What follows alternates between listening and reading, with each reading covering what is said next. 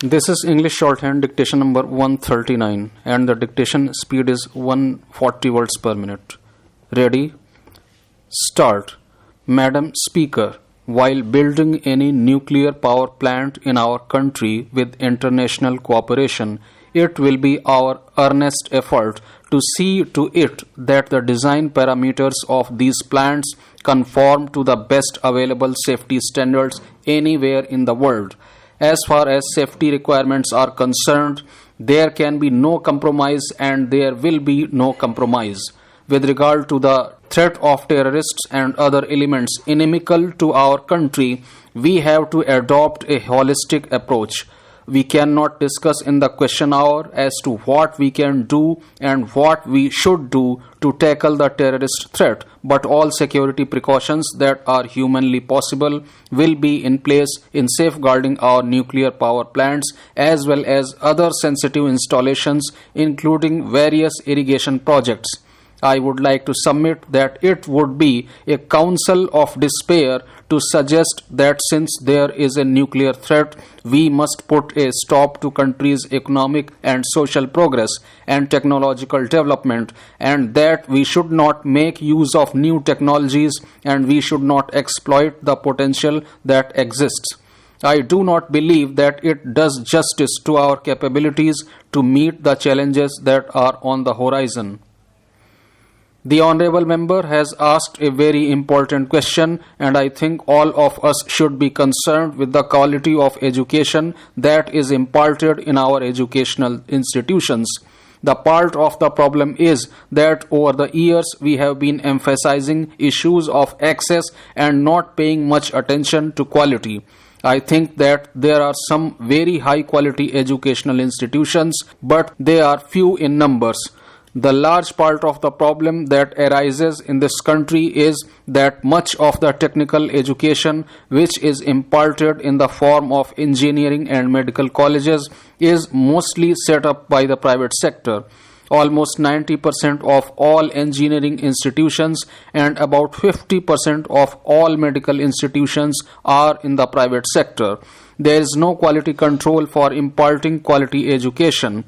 We do not have enough teachers who have requisite degrees. There is not enough investment in infrastructure and there is not enough capital investment in equipment. There is no reform of the education system in terms of curriculum that matches world standards. There is not enough research going on. This is the problem with our education system. I think the nation must move towards ensuring quality in education. Madam, I have to place on record that universities in other parts of the world, which are called world-class universities, did not become world-class universities in a few years. If you really look at the top-class universities in the world, they have taken over 100 years to reach where they are. The problem here is that because education is expanding at a very fast pace and there are more and more students getting into the university system, we do not have enough quality institutions to absorb them. One of the things we need to do, and I would request the honourable members of this house to actually request their state governments, the chief ministers and the education ministers to quickly ensure that a semester system is put in place in every university in India, both private and public, so that the mobility of students is enabled. As far as quality is concerned, we need to deal with it at two levels. We must ensure that malpractices in institutions are stopped. The Education Malpractices Bill is already introduced in Parliament and it will be coming up for discussion in this House. Advertisements brought out by educational institutions making tall claims about the infrastructure and the facilities provided at their premises do not reflect the reality or the quality of the institutions. Those persons and institutions will be dealt with through the Education Malpractices Act. At the same time, we must ensure quality of education through a mandatory accreditation process. In the recent past, we have increased the salary of teachers enormously. In fact, an incumbent in the teaching institution gets a higher salary than an IAS entrant today.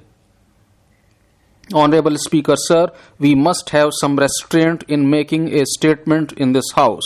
Every one of us can say that there is a fault, there is a violation in principle or in performance. But what kind of publicity are you giving? My humble suggestion to all the members, either in the government or in the opposition, is that you can find fault with the government. There is nothing wrong in it because it is your duty.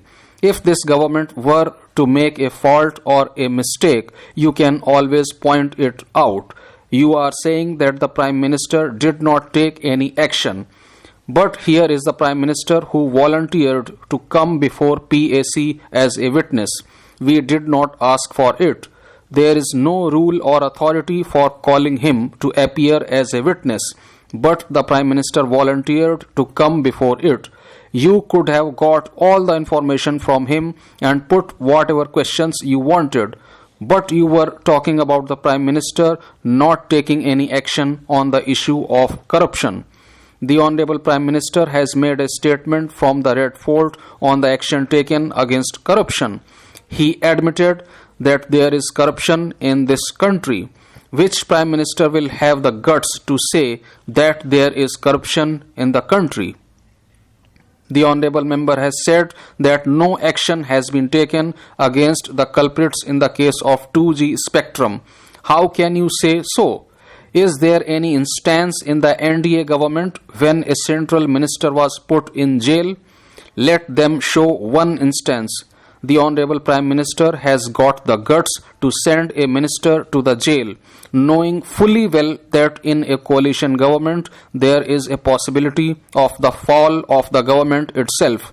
He has permitted the CBI, or he has accepted the suggestion of the CBI or the orders of the court to send a central minister to jail.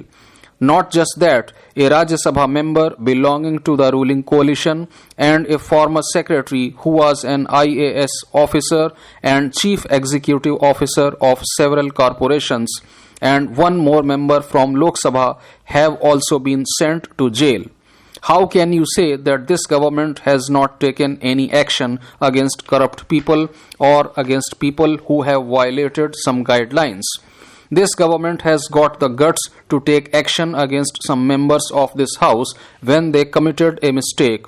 Not only were they suspended, they also lost their seats. This shows what kind of devotion and commitment this government has got to eradicate corruption. There can be one or two instances otherwise also. I am not saying that we are foolproof or we are totally clean or there is nobody who is corrupt. Your attempt at slinging the mud and making publicity will only tarnish the reputation of our country. Honorable Chairperson, I would like to submit that the Honorable Members of Parliament can criticize the government and find fault with the government wherever it commits a mistake. There is nothing wrong in it. I admire, appreciate and support this. But do not make comments which hold no truth. They are giving astronomical figures and sending this message outside the country. They are thinking that all of us are corrupt. Is the entire country corrupt? What kind of picture do they want to project to the world? Please restrain yourself in making criticism. This House is for criticizing the government if it is on the wrong side, and also for suggesting the ways to come out of it. We can join together and evolve some methods, some policies, and bring some legislation which can eradicate this corruption. All of us, including leaders from the opposition and the government, are sitting here in the wee hours. Let them say that the Prime Minister should be included in the Lokpal. The media should be included in the Lokpal. The judiciary should be included in the Lokpal. They cannot say that only a particular party will be in the government for hundreds of years to come. Whatever applies to us will apply to everybody. Please do not say that a person from the civil society will sit on our head. How many civil societies are there? Which civil society will be there? Please do not give away our authority. We are the elected representatives. We want the people to judge.